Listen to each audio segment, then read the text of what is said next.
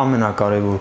քայլերը, որ փախստական կայուն եկամուտի ստեղծելն է։ Արցախցի ագրոձեռնարկատեր Արամ Վերդյանը վիրավորված է Հայաստանի կառավարության նետած փշրանքներից, որոնք միշտ Փաշինյանը համարում է իր կամքով արած լավություն։ 100,000-ական դրամները միանվագ կփոխանցենք այդ հաշիվներին եւ մարդիկ արդեն իրենց անձնագրերով հասանելիություն կունենան այդ հաշիվներին, իսկ նրանք ովքեր քարտեր ունեն, բանկային քարտեր ունեն, մենք հենց միանգամից առաջիկա շաբաթվա ընթացքում այդ գումարները կփոխանցենք այդ մարդկանց հաշիվներին եւ քարտերին։ Եվրոմեդիա 24-ի հետ զրույցում հիշեցնում է Նիկոլ Փաշինյանին, որ Արցախի բնակիչների մեծ մասը եղել են բանակի կամ պետական համակարգի ծառայողներ եւ իրենք բնակություն են հաստատել Երևանում, բայց այդպես էլ բավարար մոտեցում իրենց ինտեգրվելու եւ աշխատանքով ապահովելու պատասխանատվություն վերցնելը չեղավ։ Ամենակարևոր քայլերը, որ փախստական կայուն եկամուտի ստեղծելն է։ Այս կայուն եկամուտի ստեղծելը իր մեջ շատ բազմաբովանդակ շերտեր է պարունակում։ Կայուն եկամուտը դա չի նշանակում Երևանում ապրելը, այլ կայուն եկամուտ նշանակում է որոշակի տարածքում ունենա արժանապատիվ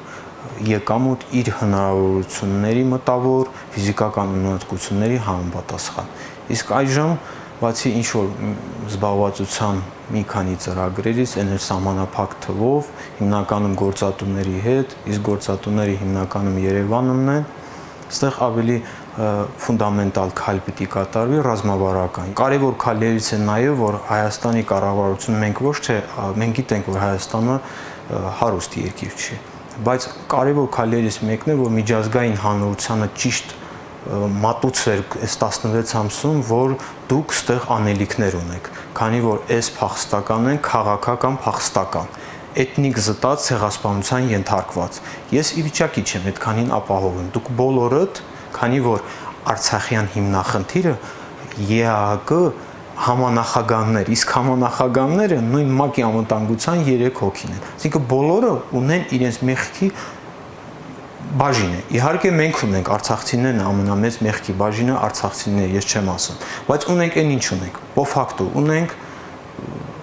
120,000-ից ավել փախստականներ, գումարած 2020 թվական եւս 20,000 փախստականներ, որ իմիջիալուց իրենց հարցն էլ չի լուծված։ Իրանց կայուն եկամուտն էլ է, ինչ որ բնակարանային հարցով փորձել են անում, բայց իրանք էլ են խնդիր ունեն կայուն եկամուտի։ Եթե Հայաստանի Հանրապետության ղեկավարությունը ասում է թող գնան եւ մարզերում բնակվեն, այնտեղ պետք է ապահովեն արցախցիներին աշխատանքով, դպրոցով, մանկապարտեզով։ Ոչ թե մարդը բնակվի օրինակ Սյունիքում, բայց դպրոցը 10 կիլոմետր հեռու լինի տնից եւ աշխատանք չլինի։ Արցախցիների հիմնական խնդիրները կապված են եկամտի եւ բնակարանների հետ։ Սակայն շատ կարեւոր է նշել, որ եթե մարդը ապահովված լինի բնակարանով, սակայն եկամտի խնդիր ունենա, չի կարող ապրել։ Մարզերում հաստատվածները ունեն ավելի սուր խնդիրներ։ Զբաղվածության հարցը մնում է օրակարգում։ Արցախցին ոչ թե բեռ է, այլ հնարավորություն։ Այսինքն Հայաստանը ունի բնակչության խնդիր, աշխատունակ բնակչության, որոնք կարող են ծառայել, աշխատել, առարել, նաև հայկական գենոֆոնդ, որտեղ տարածաշրջանում կատարվող իրադարձությունները, ինչպես նաև տարածաշրջանի չակերտավոր ասեմ հարևան, բայց իրական թշնամի պետությունների վերաբերմունք, այսինքն արցախցին հնարավորություն է, ուղղակի պետք է ճիշտ օգտագործել, խոսել, հասկանալ, ճիշտ ուղղորդել։ Ուժային մարմիններին անձամբ ես ծառայել եմ, երթում եմ երթմանը, ծառայում եմ Հայաստանի Հանրապետության զինված ուժերին։ Թե դրանից հետո տարիներ հետո քաղաքական հարցից ելնելով, մենք քաղաքացի եղել ենք։ Մենք միշտ էլ ասել ենք, օրինակ ես եղել եմ Հայաստանի Հանրապետության քաղաքացի, հաշմարման վայրը քաղաք Մարտակերտ։ Մենք տենց ենք համարել, ծառայել ենք ՀՀ զինված ուժերում, հայկական բանակում։ Հիմա ինչ-ինչ հարցերից ելնելով, եթե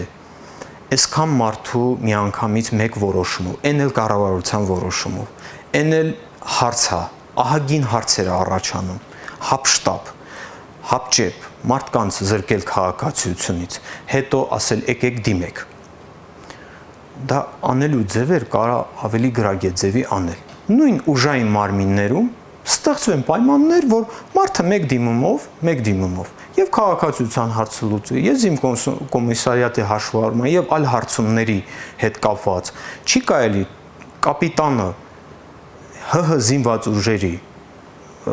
զինծառայողը լինելով երթում ա տվել ծառայել Հայաստանի Հանրապետության զինված ուժերում, այսօր գալիս ես ասում ես դու Հայաստանի քաղաքացի ես։ Դու դեռ պիտի գնաս դիմես, նախագահ քեզ հրաման տա, նրանից հետո հրամանագրից հետո գնաս վայենկամատում հաշվառես, վայենկամատի ընթացքում քեզ պիտի հարցումներ անեն հատուկ մարմիններում, տեսնան դուք տարբեր ինչ որ հանցավոր խումբ ես թե չէ, պատկերացնում եք այդ ստորության մեջ մարդ մտնի։ Մեկը անջատվում է անմատ, մեկը կեսից թողում է գնում, այսինքն չի կարելի սպային արժանապատվություն, երբ որ բոլորս ասում ենք պետության հիմքը սպան է, ուսուցիչն է, բժիշկն է, ու սպային այդ ձևի արժանապատվությունը նսեմացրած։ Այն բանակի, որը կռվել է, միշտ կռվել է, անկախ ամեն ինչից, փորձեք ինչ որ մեկը զենքը մեկը սենց նախկին ներկա իշխանությունը ասես, բայց այն սպանի ապարտականությունը կատարել է։ Երթման համապատասխան միջև վերջին շունչը կատարել է։ Հիմա եկել են կատարվել է, այս կարելի է միջգերատեսչական ամեն ուժային մարմիններում լինի միջգերատեսչական հանձնաժողով։ Գաս մեկ պատուհան սկզբունքով դիմումը գրես, ու всё գնաս։ Մի օր կզանգեն ասեն, այս ինչ տեղը ծառայությանն ես, իհարկե բնակարանային հարց առաջարկում։ Իհարկե մեծ մասը, որ ոնց ասեմ, մեծ մասը զինծառայողների նվիրյալներ են եղել ու իրանց համար տա ոչ թե աշխատատեղ ա եղել, այլ մասնագիտություն, այլ իրանց կոչումը էդ ա եղել։ Ու այսօր դու բերես ասես, չես ծառայում, դու քաղաքացի ես, բա ով ես։ Այսպես կոչված ես երթվել եմ, որ Հայաստանի քաղաքացի եմ։